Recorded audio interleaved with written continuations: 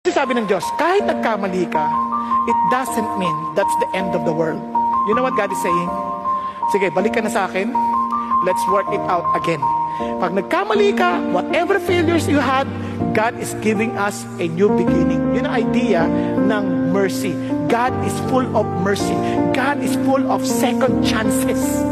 Most likely Tagalog version with my boyfriend. Sino ang pinakatoyoin? Ako naman na laging tinutoyo ka lang. Pinakamalakas tumawa? Nang hilig-hilig Sino mahilig manlait? Tulog sa inggit, puro linta ko magsisipsip. Sino palaging lasing? Masakit sa ulo yan, lakas tama na naman. Sino pinaka-wild? Pinaka-sweet na pati langgam-lalanggamin? Yes. Sino madalas matulog? You are my